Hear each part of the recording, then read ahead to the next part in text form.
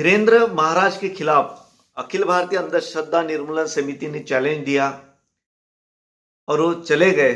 Challenge उन्होंने नहीं लिया और सोशल मीडिया पर, अखबारों में, न्यूज चैनल पे ये बात आ गई और अलग अलग जगह पर चर्चाएं हो रही है, देश भर में हो रही है, क्योंकि ये जो बाबा है वो सोशल मीडिया पर लगातार छाए रहते हैं और उनके जो दावे थे उन दावों के खिलाफ आपने आवाज उठाई, उन्होंने चैलेंज एक्सेप्ट नहीं किया। उसमें बाबा के तरफ से जो बात हो रही है, वो लोग एक दावा कर रहे हैं आपके खिलाफ। वो कह रहे हैं श्याम मानव और उनका संगठन सिर्फ हिंदुओं के खिलाफ बात करता है, हिंदू बाबाओं के खिलाफ बात करता है, दूसरे धर्मों के खिलाफ बात नहीं करता है। क्या यह सच है? पंकज वंजारे जी, इन्होंने जो सवाल पूछा है, यह सवाल हमेशा हम लोगों से पूछा जाता है। तो कम से कम जो धीरेन्द्र कृष्ण महाराज के लोग हैं, उनके समर्थन करने वाले लोग हैं, उन्होंने हमारी जाति नहीं निकाली, ये क्या कम है? क्योंकि वो गुलाब बाबा के समय में तो जाति भी निकाली गई थी। ये अलग जाति के लोग हैं, इसलिए इसके खिलाफ काम कर रहे हैं। तब हमें एक्सप्लेन करना पड़ा कि हम अंधश्रद्धा निर्मूलन समिति के लोग एक दूसरे की जाति तक नहीं जानते, हम जाति का विचार नहीं करते। लेकिन आपके जाति के यानी गुलाब बाबा के जाति के जो लोग हैं वो भी उनके खिलाफ ये लोग खड़े हैं, ये नाम हमको जाहिर करने पड़े थे। तो कहने का मतलब ऐसा है कि लोग अलग अलग तरीके से अपना समर्थन करने के लिए ऐसे आक्षेप ढूंढते हैं। इस सवाल का पहला जवाब यह है, मैं खुद हिंदू हूं, हिंदू धर्म मानने वाले घर में मेरा जन्म हुआ है। मैं पहले बहुत अंधविश्वासी था, सभी प्रकार के अंधविश्वास का मैं बली हूं। और इसलिए जब मेरे ध्यान में आया कि इस तरीके से लोग ठगे जाते हैं, मैं ठगा गया, मेरे घर के लोग ठगे गए, बड़े पैमाने पर संपत्ति से लेकर हर चीज का हमारा नुकसान हुआ, खास कर मानसिक बड़ा नुकसान हुआ। तो इससे लोगों को बचाने के लिए मैंने यह आंदोलन की शुरुआत 1982 में की। तो मेरा पहला कर्तव्य क्या है कि मैं अपने पहले घर सुधारूं। अगर मैं हिंदू धर्म में पैदा हुआ हूं, उस संस्कार में पला बड़ा हूं और उस संस्कारों में पलते बढ़ते हुए अनेक प्रकार के अंधविश्वासों का मैं बली रहा हूं, तो सबसे पहले मैं अपना घर साफ करूंगा, अपने जो आसपास के भाई लोग हैं उनका प्रबोधन करूंगा, उनको सुधारूंगा और ये ठगी से अपने आप को और उन लोगों को बचाऊंगा। मेरे संगठन का मोटो रहा है कि हम भगवान और ईश्वर के खिलाफ नहीं हैं, धर्म के खिलाफ भी नहीं, लेकिन धर्म और ईश्वर के नाम पर जो लोगों को ठगी करते हैं, लोगों का शोषण करते हैं, उनके खिलाफ यह हमारा काम है। मैं कभी किसी भगवान के खिलाफ बात नहीं करता हूं, कभी धर्म की किसी बात के खिलाफ बात नहीं करता हूं। केवल जहां इनके नाम पर शोषण होता है, ठगी होता है, वहीं मैं हस्तक्षेप करता हूं और वहीं अपनी बात रखता हूं। अब रहा सवाल ऐसा कि ये धीरेन्द्र महाराज जो है, ये जो दावे करते हैं, इस प्रकार की शक्तियां और सिद्धियां किसी के पास नहीं होती। 40 सालों से हमारे आह्वान के जरिए हम बार बार यह सिद्ध करते आए। आज तक हजारों बाबाओं का, तांत्रिकों का, मांत्रिकों का, इस ढंग के शरीर में भगवान लाने वालों का, ज्योतिषियों का हमने भांडाफोड़ किया, उनको एक्सपोज किया, उनको भगाया। 40 साल के अनुभव के आधार पर अभी हम बात कर रहे हैं। आज तक मैंने कोई भी धार्मिक चीज के खिलाफ बात नहीं की, ना ही उसके खिलाफ कोई काम किया है। इसीलिए इतने सालों से काम करते वक्त मैं और मेरे संगठन के एक भी व्यक्ति ने मार न खाते हुए इतने सालों तक हम काम करते आए और सक्सेसफुली इन ठगों को हम एक्सपोज करते आए। तो मेरा धर्म है, मेरा काम है। सभी धर्मों का उद्देश्य क्या बताया गया है, जिसे हम भारतीय कल्चर कहते हैं, भारतीय संस्कृति कहते हैं, भारतीय धर्म कहते हैं, जिसको हम हिंदू धर्म कहते हैं, उसका अंतिम उद्देश्य ही माना है सत्य का शोध करने का। सत्य का शोध ये धर्म का अंतिम उद्देश्य होता है, ऐसा हमारी परंपरा में हमको कहा गया। और मैं तो सत्य का शोध ले रहा हूं। अगर धीरेन्द्र महाराज में इस ढंग की अगर कोई दिव्य शक्ति है तो ये कितनी बड़ी बात होगी, सारे दुनिया के सामने उसको हम उजागर करेंगे, उसको साइंटिफिकली प्रमाणित करेंगे, सारे दुनिया को बताएंगे कि 26 साल का एक लड़का इतना बड़ा दिव्य शक्ति प्राप्त है कि सारे दुनिया में किसी के पास शक्ति नहीं और हमारे केवल धीरेन्द्र महाराज के पास वो है। तो ये आह्वान स्वीकारने के लिए वो आगे आए ना, ये भक्त क्यों चिल्ला रहे हैं? भाई उन पर प्रसन्न है ना बालाजी, उन पर भगवान प्रसन्न है ना, आप क्यों बीच में आ रहे हो? आप तो सादे सुधे भक्त हो ना, आप पर भगवान प्रसन्न है ना, आपके पास दिव्य शक्ति है। जिनके पास दिव्य शक्ति है, जिनको भगवान प्रसन्न है, वो आए, सिद्ध करे, हम झूठे साबित करें। और मैंने तो कहा है कि अगर वो साबित करते हैं, 90% भी करेक्ट साबित करते हैं, तो उनके चरणों पर माथा टेकेंगे, उनसे माफी मांगेंगे और ये संगठन हमेशा के लिए बंद कर देंगे। दूसरा सवाल, अगर मैं मुस्लिम धर्म में गलती से पैदा हुआ होता, क्योंकि मेरा जन्म तो मेरे हाथ में नहीं है, मेरे माँ बाप हिंदू है इसलिए मैं हिंदू हूं। अगर गलती से मैं मुस्लिम घर में पैदा हुआ होता और मैं मुस्लिम धर्म से होता, तो क्या मैं ये काम कर पाता? आप मेरी बात सुनते या हिंदू मुस्लिम दंगे यहां खड़े होते? जरा सोच के देखिए। मैं क्रिश्चियन धर्म में पैदा होता गलती से, क्या मैं ये काम कर पाता भारत में? क्योंकि भारत में 85% लोग हिंदू है, बहुत बड़ा समाज है, और इतने बड़े समाज में मैं अपना घर साफ कर रहा हूं, यानी पूरे भारत को ही साफ कर रहा हूं। बचे हुए कितने लोग हैं? 20%, जिसमें मुस्लिम और क्रिश्चियन और बाकी लोग हैं। 80% लोगों के लिए मैं काम कर रहा हूं, ऐसा अगर आप मानते हो तो इसमें क्या गलत है? इसलिए मैं चाहूं ना चाहूं, मैं हिंदू धर्म में पैदा हुआ हूं, अभी भी हिंदू धर्म को मानता हूं। मैंने आज तक हिंदू धर्म को नकारा नहीं है, क्योंकि हिंदू धर्म की एक खासियत है कि सभी विचार के लोगों को वो स्वीकारता है। हमारी परंपराओं में ईश्वर को मानने वाला भी हिंदू होता है, ईश्वर को न मानने वाला भी हिंदू होता है, वेदों को मानने वाला भी हिंदू होता है, वेदों को न मानने वाला भी हिंदू होता है। जैसे सांख्य है, जो वेदों को मानते हैं लेकिन ईश्वर को नहीं मानते हैं, वो भी हिंदू होते हैं। चारवाक परंपरा है, लोकायत परंपरा है, जो ईश्वर को भी नहीं मानते, वेदों को भी नहीं मानते, वो भी हिंदू होते हैं। तो इसलिए ये बहुत व्यापक परंपरा है हमारे देश की, यही हमारी खूबसूरती है। इसलिए मेरे विचार अलग हो सकते हैं, आपके विचार अलग हो सकते हैं, इसके बावजूद मैं हिंदू रह सकता हूं, आप भी हिंदू रह सकते हो, और हमारे कॉन्स्टिट्यूशन ने भी यह अधिकार हमको दिया है। तो इसलिए ऐसी कोई बात ना करे तो ज्यादा अच्छा होगा।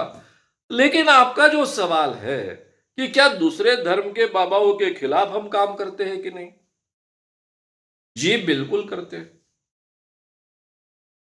दूसरे धर्म में बाबा नाम की कोई चीज जनरली नहीं होती है, अपवाद है। क्रिश्चियन धर्म में पैदा हुई निर्मला माता, जो हमारे केंद्रीय मंत्री रह चुके हैं NKP साळवे, उनकी बहन, आज बहुत बड़े वकील साळवे हैं उनके रिश्तेदार, वो हिंदुओं की देवी थी, क्रिश्चियनों की देवी नहीं थी। क्रिश्चियन धर्म में पैदा हुई, उसने कभी क्रिश्चियन धर्म नकारा नहीं, लेकिन पूरे भारत के कई हिंदू लोग उनको देवी मानते हैं, उनको पूजते हैं, उनके लॉकेट्स गले में लगाते हैं, उनके फोटो की पूजा करते हैं, पूजा अर्चना करते हैं, क्योंकि आज इस दुनिया में वो नहीं रही। देव और देवी शरीर में आना या बनना, ये कल्पना क्रिश्चियन धर्म में नहीं है, मुस्लिम धर्म में नहीं है। इसलिए वहां बाबाओं की बहुत कमी होती है, वहां तांत्रिक होते हैं, मांत्रिक होते हैं, उनका बड़े पैमाने पर हमने भांडाफोड़ किया है। कई मुस्लिम तांत्रिकों का, मांत्रिकों का दरगाहों में जो लोगों का शोषण करते हैं, चाहे सैलानी का दरगाह हो, चाहे मीरा दातार का दरगाह हो, वहां के लोगों को हमने एक्सपोज किया है, वहां की एक कुरीतियों को हमने एक्सपोज किया है, वहां आंदोलन किए हैं। कुछ मुस्लिम बाबा जो बाबा होने का दावा करते थे, जैसे शेख फरीद बाबा है, ऐसे कुछ बाबा है, कई बाबाओं के नाम मेरे किताबों में आपको मिलेंगे, उन लोगों को हमने एक्सपोज किया। लेकिन वो इतने बड़े बाबा नहीं थे कि जिनका फॉलोअप हजारों की तादाद में होगा। असलम बाबा नाम का एक बाबा जिसका हमारे सभी साथियों ने भांडाफोड़ किया, जो चमत्कार करता था, पेट का ऑपरेशन अपने आप करता था, उसके बारे में भी सब जाहिर तरीके से हमने प्रोग्राम कर उसको एक्सपोज किया है। अगर आप पूछ ही रहे हो कि दूसरे धर्म के खिलाफ हम काम नहीं करते, तो ऐसे बाबाओं के खिलाफ हमने काम किया है। सबसे बड़ा उदाहरण है नागपुर के कामठी शहर का। मुस्लिम लोग अपने दरगाह के बारे में इतने सेंसिटिव नहीं होते हैं, लेकिन मस्जिद के बारे में बहुत सेंसिटिव होते हैं। जब कामठी के मस्जिद में चांद तारा चमकने लग गया, तो वो बहुत बड़ा चमत्कार नागपुर में माना गया, पेपर्स में छप के आया। हजारों की तादाद में उस समय वो चमकने वाला चांद तारा देखने के लिए इकट्ठा होने लग गए। मैं तो तब था नहीं, मैं तो मुंबई शिफ्ट हो चुका था। लेकिन यहां पर हमारे कार्याध्यक्ष अखिल भारतीय अंधश्रद्धा निर्मूलन समिति के उमेश बाबू चौबे, उनके साथ में हरीश जी देशमुख और बाकी सभी टीम ने बड़े पैमाने पर उसका एक्सपोजर किया था। यह संभव क्यों हुआ? क्योंकि कई सालों से, उसके पहले हम 15-20 सालों से काम कर रहे थे इस क्षेत्र में, अभी 40 साल हो गए। हमने ये विश्वास सभी के मन में पैदा किया था कि हम किसी के धर्म के खिलाफ नहीं है, धर्म के नाम पर होने वाले ठगी के केवल खिलाफ है। कई मुस्लिमों को हमने साथ में जोड़ लिया था, और इसलिए जब हमने ये एक्सपोजर किया नागपुर में, सिद्ध किया कि ये चांद तारा क्यों चमकता है, उसके पीछे कोई चमत्कार नहीं है, तब कोई भी हिंदू मुस्लिम दंगे नागपुर में नहीं हुए, किसी ने अदरवाइज उसको नहीं लिया और उसके कोई विफल परिणाम, अलग परिणाम नहीं निकले। क्रिश्चियनिटी में बाबा तो होते नहीं है, लेकिन यीशु की प्रार्थना कर कर चंगाई सभा आयोजित करने वाले कुछ लोग होते हैं। उसको भी सभी चर्चेस की मान्यता नहीं होती है।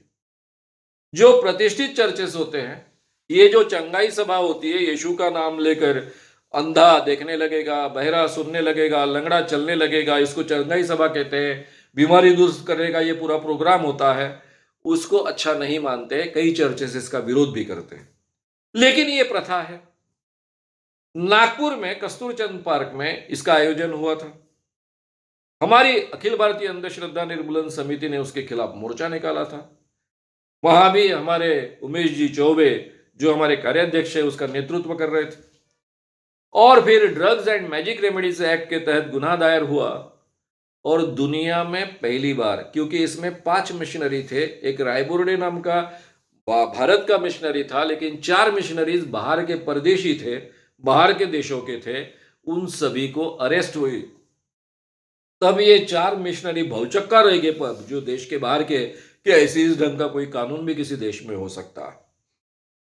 फिर एक मॉरिस सेरिल्लो नाम का आदमी, फिर missionary, American missionary, Kasturchand park में, सॉरी, मुंबई के शिवाजी पार्क में आया था। करीबन 10,000 लोग उसकी सभा में इकट्ठा हो रहे थे। इसमें भी हिंदुओं की संख्या ज्यादा थी, क्रिश्चियनों से ज्यादा थी। और यीशु के नाम पर यही चंगाई सभा वो आयोजित कर रहा था। अंधा देखता है, बहरा सुनने लगता है, लंगड़ा चलने लगता है, वगैरह वगैरह वगैरह। इसके खिलाफ हमने कंप्लेंट दायर की। Drugs and magic remedies act के तहत वो कॉग्निजेबल ऑफेंस है। पुलिस इंस्पेक्टर ने धीरे से मेरे कान में कहा कि सर कोई एक्शन नहीं ले सकते, मंत्रालय से सीधा सीधा दबाव। जब मुझे पता चला तो मैं सीपी से मिला। सीपी एक्शन लेने के लिए तैयार नहीं। फिर हमने हाईकोर्ट को मूव किया दूसरे दिन। हाईकोर्ट ने, हम 5:30 बजे पहुंचे थे, हाईकोर्ट बंद होने का समय था, इसके बावजूद उन्होंने हमारी एप्लीकेशन ली। 7 बजे तक निर्णय दिया कि इसको तुरंत अरेस्ट कीजिए, कानून के तहत ये गुनहगार है, क्योंकि ऑलरेडी उसके प्रूफ्स हमने सब सामने दिए थे, एडवर्टाइजमेंट उस ढंग की उन्होंने की थी। 7 बजे मैं लेकर पहुंचा सीपी ऑफिस में। सीपी ऑफिस ने एडिशनल सीपी के पास मुझे भेजा। सीपी के वहां के ना, मुंबई के सीपी ने, पुलिस कमिश्नर ने। एडिशनल पुलिस कमिश्नर मुस्लिम थे। वो तो पहले मेरे साथ झगड़ने लग गए कि तुम हिंदू लोग बाकी धर्मों के लोगों के खिलाफ काम करते हो। वो मुस्लिम थे, लेकिन क्रिश्चियन पादरी के खिलाफ मैं काम करता हूं, इसलिए मेरे साथ झगड़ रहे थे। और मैं उनको समझा रहा था कि हिंदू लोग मुझे हमेशा कहते हैं कि तुम हिंदुओं के खिलाफ काम करते हो, और आप मुझ पर आरोप कर रहे हो कि तुम दूसरों के धर्मों के खिलाफ काम करते हो। फिर भी वो एक्शन लेने के तैयार नहीं है, ये मेरे ध्यान में आया। हम प्रयास करते रहे, और उसी रात को मुंबई सीपी ने मॉरिस सेरिल्लो को सीधा एरोप्लेन पर बिठाया और अमेरिका भेज दिया। उसके तीसरे दिन 10,000 से ज्यादा लोग फिर से उसके दर्शन के लिए आए थे। ठीक होने के लिए आए थे, लेकिन तीसरे दिन ये महाराज गायब थे क्योंकि वो अमेरिका चले गए थे।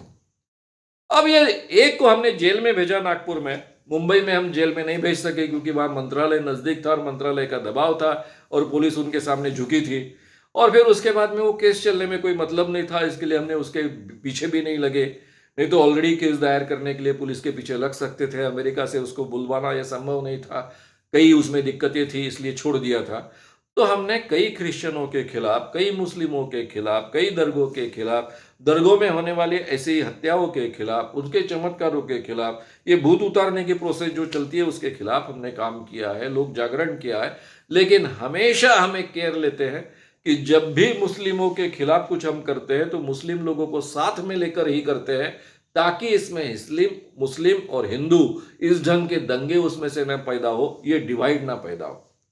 जब हम क्रिश्चियनों के खिलाफ काम करते हैं तब सभी क्रिश्चियनों को साथ में लेकर काम करने की कोशिश करते हैं, ताकि उसमें से क्रिश्चियन वर्सेस हिंदू ऐसा कोई वातावरण तैयार ना हो। आखिरी का मेरा जवाब एक ही है, मैंने हिंदू धर्म में जन्म लिया है, मैं हिंदू हूं, आज तक मैंने हिंदू धर्म को नकारा नहीं है और इसलिए मेरा घर साफ करना यह मेरा पहला कर्तव्य है और मैं मेरा घर साफ कर रहा हूं। जो भक्त ये आरोप करते हैं उनसे मेरा एक साधा सवाल है, आप हिंदू हो इसलिए अपने ही हिंदू भाइयों को कोई उनका शोषण करे, उनके मां बेटियों का शोषण करे, आसाराम बापू से लेकर राम रहीम तक कई उदाहरण हैं, सभी हिंदू है, ऐसे कई उदाहरण हैं, कितने नाम गिनूं आपके सामने, मेरी किताबों में ये सब नाम भरे पड़े हुए हैं। फिर उसको हम शुभदास महाराज कह सकते हैं, गुलाब बाबा कहते हैं, क्या क्या कह सकते हैं, कितने बाबाओं के नाम आपके सामने मैं लूं। तो क्या आप चाहोगे खुद हिंदू होकर बाकी हिंदू स्त्रियों का इस ढंग से शोषण हो, बाकी हिंदू पुरुषों का आर्थिक शोषण हो, उनको ठगा जाए? इस ठगी का आप समर्थन करते हो? आप अपने आप को सही में हिंदू समझते हो तो हिंदू धर्म का अंतिम उद्देश्य रहा है सत्य को खोजना। इस सत्य के खोजने के प्रवास में आप हमारे साथ शामिल होइए। अगर उसमें सत्य मिलता है तो हम भी आनंद से उसको स्वीकारेंगे, आपके साथ में मिलकर स्वीकारेंगे। और ऐसे कोई महापुरुष हमको मिल गया कि जो सही माने में चमत्कार करता है, सही माने में दिव्य शक्ति सिद्ध करता है, तो उसके चरणों पर माथा टेकेंगे और सब मिलकर उसका भला चाहेंगे, उसके नाम की जय जयकार करेंगे। ये आह्वान मैं सभी भक्तों को करता हूं।